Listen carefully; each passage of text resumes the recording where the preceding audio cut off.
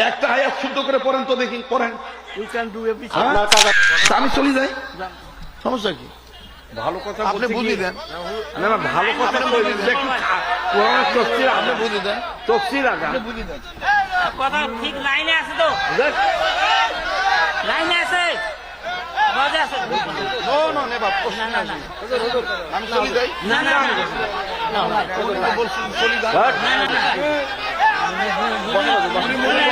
মুরগি রাখবেন কেন? আমি মাপ চাবো কেন জানি তো বাবা বাবা তোমার পা ধরি দেওয়ানি বাবা তোমার পা ধরি বলছি চলো বাবা তোমার পা ধরি সরল এখান থেকে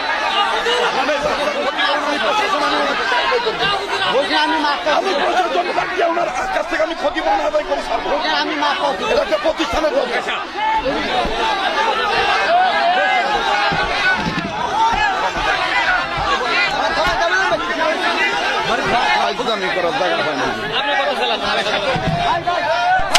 উনি বললো যে আপনি চলি যান।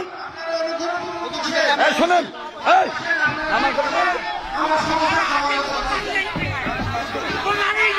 আমার যদি কোনো ভুল হয় তাহলে আমি ওনার পা ধরি মাপ চাবো। আর যদি ওনার ভুল হয় তাহলে ওনার বলতে হবে আমাকে আল্লাহ মাফ করুক, আপনারা মাফ করে দেন। সমাধান একটাই, সমাধান একটাই, আর কোন সমাধান নাই। আমি তো হবে না, ওনার বলতে হবে যে আমার যদি ভুল হয় আমাকে মাফ করে দিবেন, আর আমার যদি ভুল হয় আমি শরীয়তপুরি বলবো আমাকে মাফ করে দিবেন।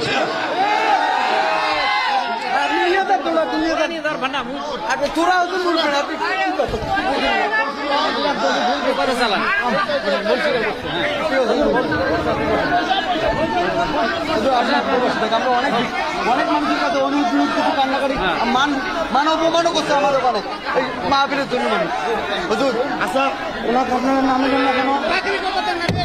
ওনাকে নামে দেওয়া যাবে না? এই লোক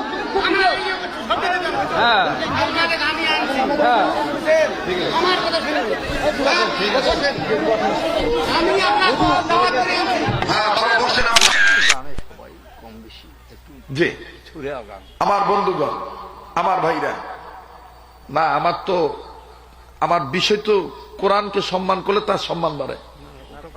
না না, মানুষ সাধারণ লোক তো কিছু বুঝার জন্য তো বুঝতেছে তো, কি আপনারা বুঝতেছেন না? তাহলে আপনি বুঝি দেন, আপনি বুঝি দেন, চলে যান। তা আমি চলে যাই, সমস্যা কি? ভালো কথা আপনি বুঝি দেন। না না, ভালো কথা তফসির আপনি বুঝি দেন, তফসির আগে বুঝি দেন। কথা ঠিক লাইনে আছে তো, লাইনে আছে, মজা আছে। না না না আমি চলে যাই, না না বলছি চলে যাই। না না না মুরগি রাখবেন কেন? আপনি লাইনে আছেন, কথা বসেন।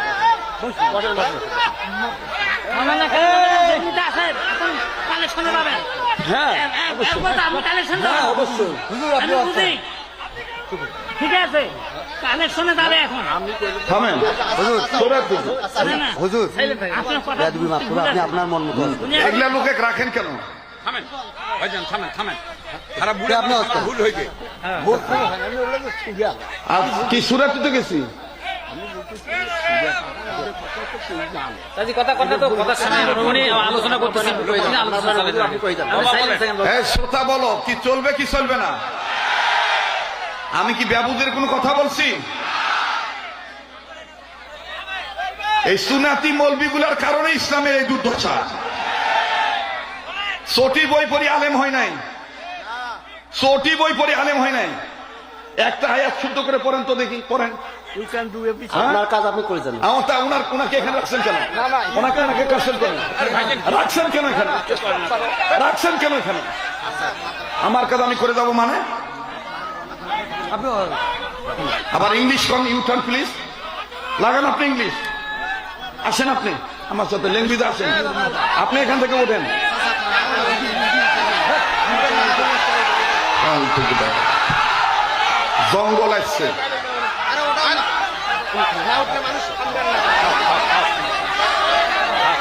বাবা থামো থামো থামো বাবা থামো। আলেম মানুষকে সভাপতি বানাবেন, আলেম মানুষকে অতিথি বানাবেন। আলেম আলেমের মর্যাদা বুঝে। বাবা থামে না বাবা, রাগটা ইয়ে করে না না, কেন উনি কেরামত আলী জনপুরীর কথা বলে তো উনি কেন বাধা দিল? বাবা, সবাই বসো। উনি কেন কেরামত আলী জনপুরীর কথা বলার বাদ দিল? উনি যেখানে অলি আল্লাহকে অপমান করে সেখানে কোনো ওয়াজ চলবে না, কোনো বয়ান চলবে না। বাবা থামো রে, থামো। এ বাবা, সভাপতি হয়েছে। এ বাবা, তোমাদের কাছে আমি হাত জোড় করতেছি, সবাই থামো থামো।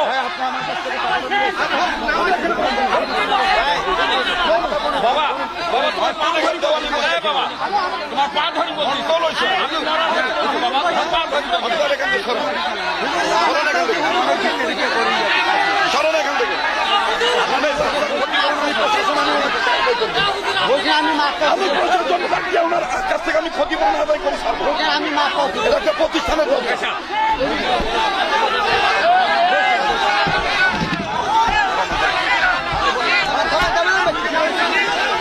ফাইজলামি করার জায়গা হয় না।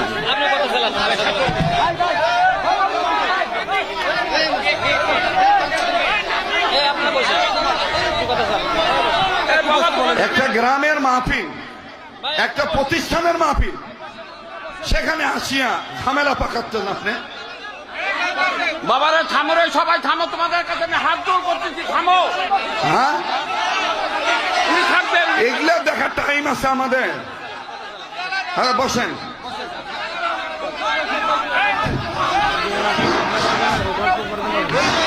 আমি অলি আল্লাহর কথা বলতেছি, কোরআনের বরকতের কথা বলতেছি।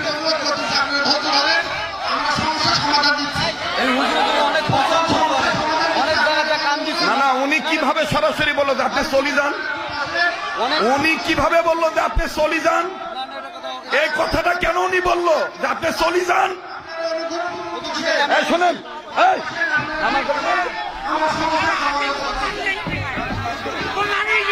আমার যদি কোনো ভুল হয় তাহলে আমি ওনার পা ধরি মাপ খাবো। আর যদি ওনার ভুল হয় তাহলে ওনার বলতে হবে আমাকে আল্লাহ মাফ করুক, আপনারা মাফ করে দেয়।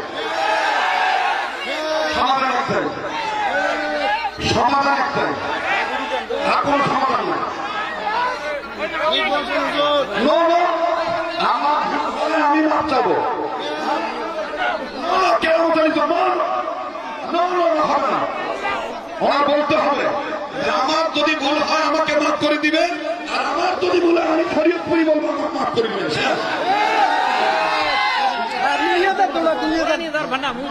তোরাও তো বলবেন আপনি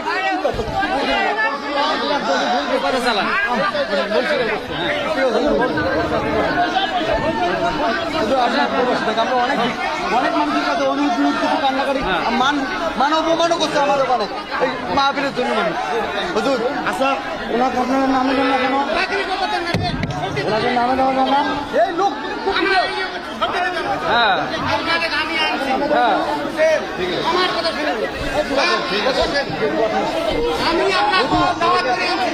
বাবা বসছেন আপনারা, বসে পড়েন ভাইয়া, সবাই বসে পড়েন ভাই। আমাদের এই অঞ্চলের দুঃখ যন্ত্রণা প্রায় 17 বছরের নয়, আগুন জ্বলিয়াছে অন্তরের মধ্যে। কথা বলেন ঠিক কিনা? আপনারা সবাই বসে পড়েন, সবাই বসেন। জি ঠিক আছে, খালাস তো বইটা বাদ করে দাও। যা হচ্ছে হচ্ছে, আপনি তার পক্ষে দাঁড়ায় হয়ে আপনি যেহেতু আমাকে বলছেন, আমি এটা মানি না। আল্লাহ রাস্তায় কোনো বাধা দিবেন না। বাংলাদেশের এখন আর সেই বাংলাদেশ নাই, এখন বাংলাদেশ শান্তিপ্রিয় দেশ হতে চায়।